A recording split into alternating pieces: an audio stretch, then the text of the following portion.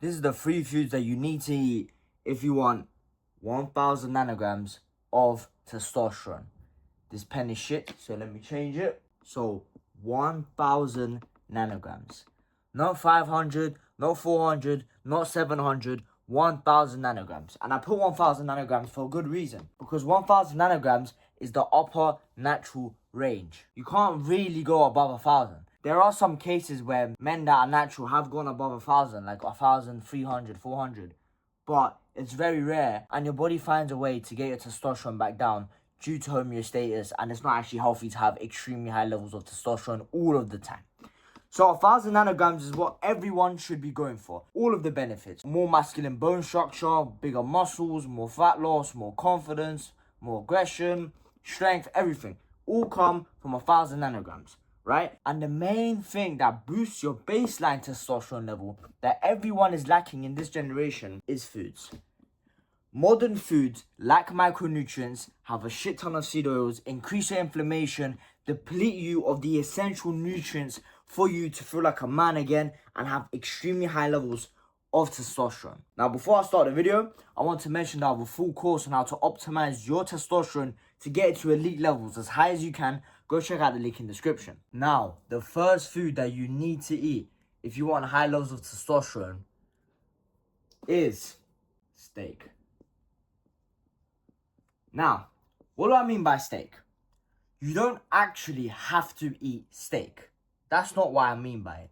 I personally never eat steak. Every now and again, I would eat steak at a restaurant or something, but that won't be my main source of protein.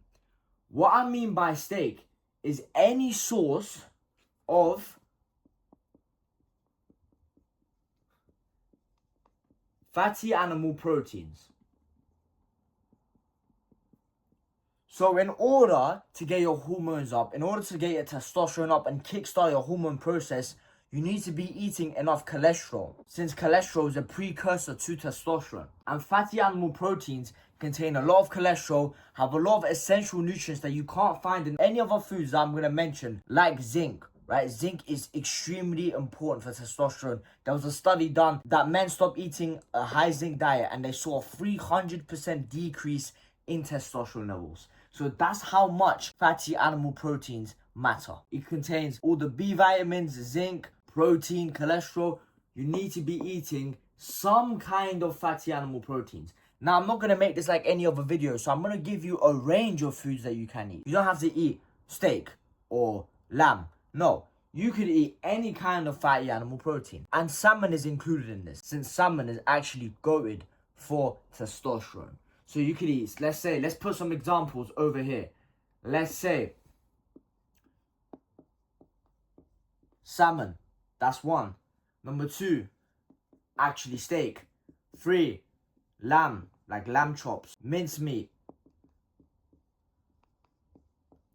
Any kind of fatty animal protein you could eat, wherever fits here. Even you could eat pork as well. I know some of you guys can't eat pork or don't even like it anyway. But yeah, you can miss out on number 2 and 3 and still have decent levels of testosterone. It's almost impossible to have high baseline testosterone if you don't eat a fatty animal protein. And notice how I didn't mention chicken, because chicken is not actually a fatty animal protein. Even if you eat chicken thighs, which is better than chicken breast, it's still not enough to stimulate anabolic hormones like testosterone, like DHT. Let's get into number 2.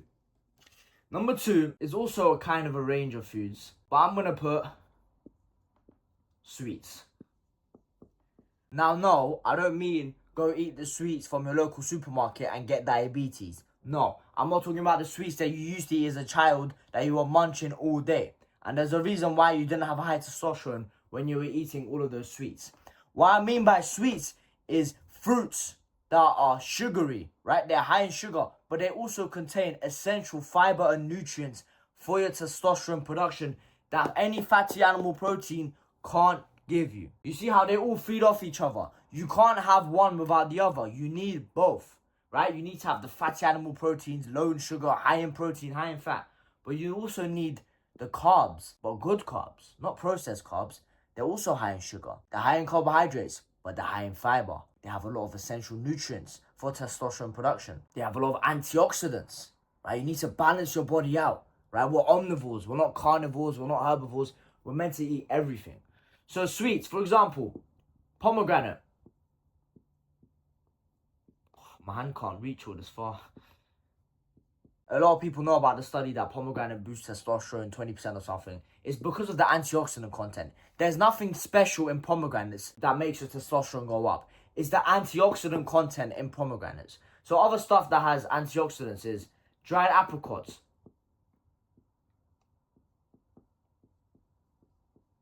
kiwis, goated for testosterone. A lot of fruits. So make sure you're actually getting your fruits. The thing is, what would happen? Let's say you eat 1 kilogram of steak per day or salmon per day. You're going to have high total testosterone. That is where it might trick you. So you might do a blood test after not eating this, but only eating fatty animal proteins with just very little carbs. And let's say your blood test came back, you did a test, you got 1,200 nanograms of testosterone. And you're so excited, like, yes, I'm the man. I've even passed these great natural levels and I have high testosterone.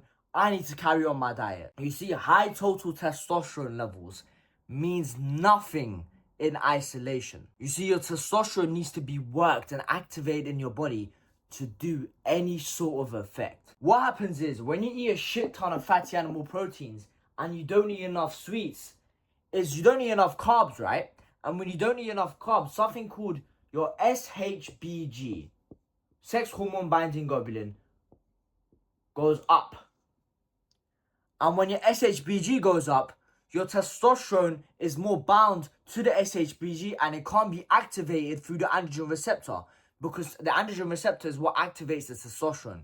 So as a result of this, you're going to have high total testosterone but low free testosterone. The thing that actually matters more than total testosterone. So don't get fooled by these blood tests. And I always say this to people who I give advice to. Don't look at the blood test, look at your symptoms. Because you want the result of high testosterone. You don't want it just on the paper. Unless you just want to show off to your friends or something. I don't know. Now, number 3. And I don't have enough space because I wrote so much. Oh my days. Number 3. And I'm going to be honest with you guys. This was not going to make it to the list until I realized that I was neglecting this personally myself on my testosterone boosting journey for almost 2 years, give or take. I was eating a lot of fatty animal proteins. I was eating lamb every single day. I was eating salmon like once a week. And I'll eat a shit ton of fruits, pomegranates, bananas, all of that. I was getting everything but one important thing that I've been missing out on. And your mom and dad has probably told you this ever since you knew how to fucking listen and speak. And that is, my friend, our favorite kind of food.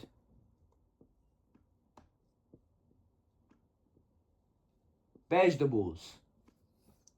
Horrible spelling. But I'm telling you guys right now, most of you watching this video do not eat enough vegetables. Because I didn't myself. And I'm trying to improve more on that. And before I thought vegetables is not that important. It's part of the media shit that they say, oh look, this is good for you and this is bad for you. Like they said cholesterol was bad for you. And they're just trying to make you have low levels of testosterone. And I thought vegetables were part of their thing. But vegetables actually increase your testosterone activity. Vegetables, let's look at the benefits of vegetables. The first thing, I'm not even going to write at this point. The first thing that vegetables have is a shit ton of carbs. Good amount of carbs and fiber. So what's going to happen is when you have high fiber, high carbs, first of all, your SHBG is going to go down. So more of your testosterone will be freed up. You're going to have higher free levels of testosterone. And the fiber, you'll be able to go to the toilet easier and more estrogen detoxification. Estrogen is the female sex hormone. Like we always talk about testosterone, male. Estrogen is not the opposite of that, don't get me wrong. The opposite of testosterone is not estrogen, it's prolactin. But it's for woman characteristics. Like more fat around the hips, even gyno, having smooth skin, having not a rugged bone structure, more of a soft bone structure. All of that is estrogen. And of course, you still need estrogen in normal amounts. But the thing is, young men nowadays don't have too low estrogen, they have too much estrogen. And two of those reasons why we have high estrogen other than other factors that I don't want to get into in this video, is fiber. And one more thing, that vegetables are go-to that, and you can't really find it in any other food. And that is something called DIM. Let me circle this for you fuckers, if you don't think this is important. DIM is so important for removing estrogen in your body, and in a healthy amount. Of course, you don't want to remove all of the estrogen in your body, because estrogen still plays a massive role in even muscle growth and recovery and everything. But it gets you to a healthy amount. And the reason why is vegetables contain something called indole-3 carbonyl.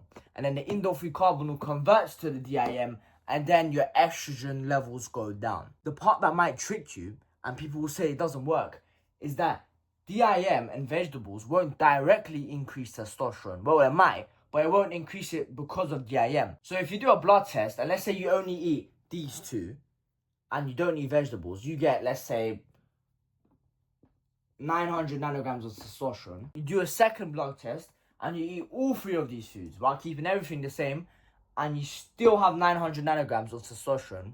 You might think, oh look, this doesn't actually do anything. But the thing is, your estrogen has actually gone down. So your testosterone to estrogen ratio has gotten better. So you're going to see higher testosterone effects despite the fact that you have the same levels in the blood. So yeah, that's been the 3 foods. Before I end the video, I want to mention that I have a full blueprint on how to achieve high levels of testosterone. Go check out the link in the description. It goes into every single detail like diet, exercise, sleep, lifestyle, everything. That's been Team TMS, Testosterone Muscle Strength. Bye.